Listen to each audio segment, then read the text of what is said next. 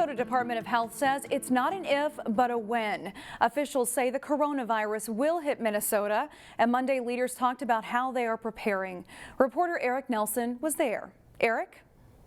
Thanks, Shannon. A group of political heavyweights met today here at the state capitol in St. Paul to address the coronavirus issue. There are no reported cases yet in Minnesota, but the state does have testing kits available.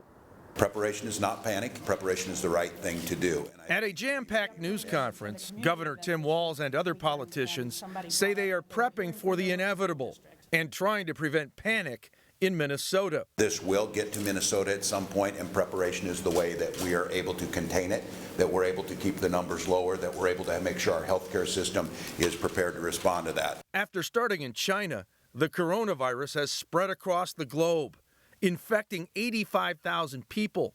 The death toll in the U.S. is still under 10, but 5 of those have been in the Seattle area. To stop something similar from happening in Minnesota, this group of politicians wants everyone to follow some simple, basic steps. It's really important that folks wash their hands, and it's really important that folks stay home when they are sick. We talk all the time about covering your cough with your sleeve if you don't have a handkerchief, washing your hands way more frequently and way more thoroughly than maybe you usually do. Now, state officials do say that the risk of getting coronavirus still remains very low.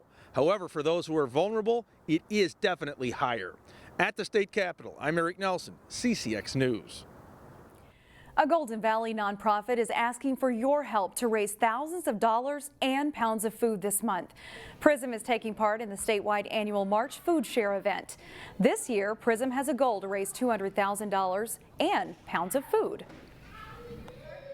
This makes a huge impact on the community.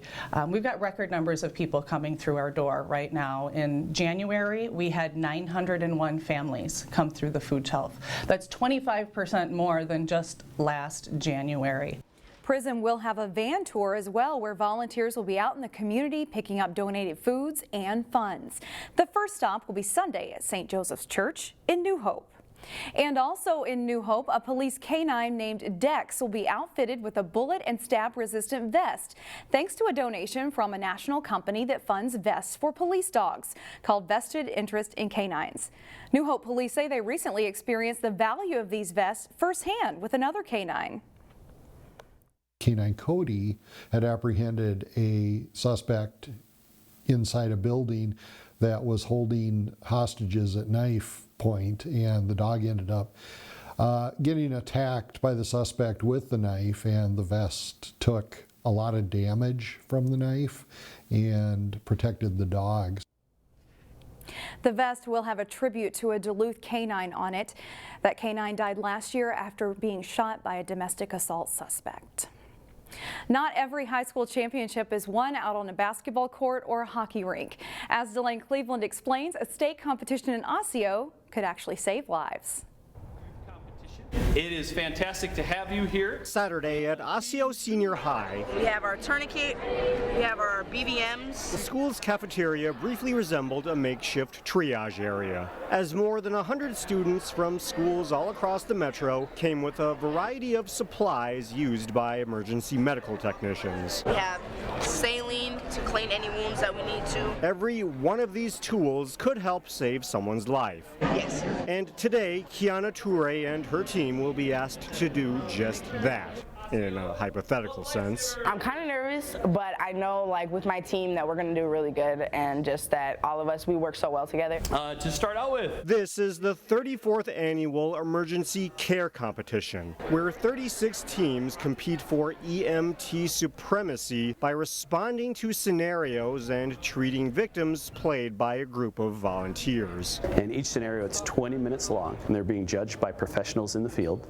and they'll have 2 victims that they have to treat with a variety of injuries. I need the light, I need the light. Each of these students are part of EMT programs in their respective high schools. And this event is the culmination of everything they've learned since the start of the school year. It's the closest they're going to get to a real life pressure in an emergency situation. For Kiana and her crew, okay, but the scene is safe to enter. Once they're assigned a scenario, they immediately get to work. Okay, I'm going to check the patient's pupils. The response involves things like checking vital vital signs and wrapping the victim with bandages. During the process, they communicate with each other Okay, verbalizing sandbag in the head. to ensure they're following the proper steps. All the while, a clock is ticking, because in real life, a few seconds could mean the difference between life and death. Breathing is 6. Ultimately, the competition prepares them for a potential career in the medical field. Yeah, for sure. I think it would look amazing on a resume. Yet in the end, the real winners are the people they may someday save. All this effort, they're really coming together to help be better providers for the community. In Osseo, Delane, Cleveland, CCX News. The winner of Saturday's competition came from Spring Lake Park High School. Kiana's team from Osseo finished in the middle of the pack. Read Across America Day is March 2nd, the same day as the birthday of children's author Dr. Seuss. In honor of today, we'd like to tell you about the Rescue Readers program at the Animal Humane Society in Golden Valley. AHS has developed a 1-hour program where people can read to animals awaiting adoption.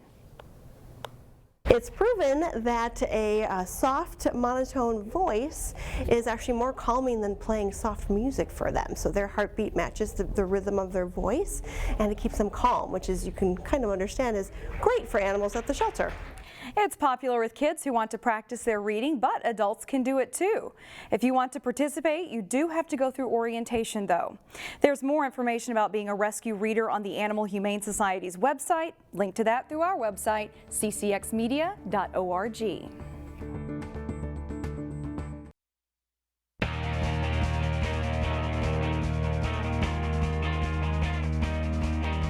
No local teams advanced to the state wrestling tournament this year, but it was a very good showing for local individuals. Actions from the finals night, starting with Class 3A third place matches. After Wayzata's Cal Longquist has his hand raised at 113 pounds. It's a tough go for the other local guys in the third place matches. 126, Wayzata's Kyler Wong taken down by Pearson Manville of Shakopee. Manville wins 8-3. At 170, Osseo's Jacob Meisner's shot is countered. Josh Ozote of Faribault lifts Meisner and brings him to the mat for the takedown. Meisner loses 4-3. At 195, Matt Kukowski of Wayzata facing Joey Johnson of Shakopee. Johnson gets the takedown on his way to a 4-1 victory. And at 220, Osseo's Jagger Shack in overtime against Tommy Johnson of Shakopee. Johnson gets around for the winning takedown, and he edges Shack 3-1. Then it's on to the championship matches, starting with 120 pounds in Class 2A. Joey Thompson of Tuchino Grace looking for his third state title. He gets the takedown and beats Matt Peterson of Byron 7-4. Thompson wins his third championship. To Class 3A, Wayzata's top-seeded Cale Swenson in control, getting the takedown on his way to a 9-2 decision over Nick Novak of New Prague to win his first state title. The news isn't as good for his teammate, Caden Homme at 182 pounds. Rowan Rogotsky of Stillwater locks the cradle on and gets the pin. Homme with a good showing, though, to place second. And at 195, it's tied 1-1 in overtime when R.J. Shikolas of Hopkins shoots and gets the takedown to beat William Bush of New Prague 3-1. It's his first title. An exciting night for those local champions. Section champions will be crowned this week in girls basketball. Saturday marked a big day of playoff games. In the Section 5-4A semifinals, Champlin Park hoping to upset Park Center. Park Center's in black. Lauren Frost steals the pass, takes it all the way for a layup, and the Pirates get out to a 6-0 lead. Champlin Park claws back. Maya Dubose on the break, sets up Michaela Counts for the layup. The Rebels within 16-15. Adalia McKenzie hits a three. Park Center closes a low-scoring first half on a 7-0 run. They lead at 23-16 at halftime. The Pirates continue that run in the second half. Olivia McGill scores off the glass. It's 30-16. Champlin Park again fights back. Dubose spots Counts. And the Rebels are back to within 6. Park Center gets running. McGill throws it ahead to McKenzie for the layup. She erupts after a quiet first half and goes off for 31 second-half points. Amelia Valentino helps keep the Rebels in it, hitting 4 threes in the second half and 5 total in the game. The Park Center has a little too much. McKenzie drives and spots Alia Ragulin for an open 3. She scores 11 points, and the Pirates win 69-57. Top seed Park Center meets number 2 seed Centennial for the section title Thursday at Anoka High School. That's one of 3 finals that night involving local teams. In Section 6-4A, Whitehead and Hopkins play at the Lindbergh Center. And in Section 8-4A, Maple Grove and St. Michael Albertville meet for the title in Monticello. The Champlin Park boys basketball team had won 7 in a row before a pair of losses. They look to end the regular season on a good note, though, against Spring Lake Park. Senior night at Champlin Park as 8 seniors played their final regular season home game. One of those seniors, Richard Scott, steals the pass, takes it for the layup. Champlin Park gets out to an early 5-0 lead. A.J. Messenger gets an open look, and he knocks down a 3. Tons of offense and not a lot of D in this game. Dador Phillips on the baseline finds Jacob Say for a corner 3. Panthers, though, trail at 21-14 at this point. On the break for the Rebels, Devon Moore sets up Jared Walter for the layup. The Rebels keep up the scoring pace. They go on to win at 98-90.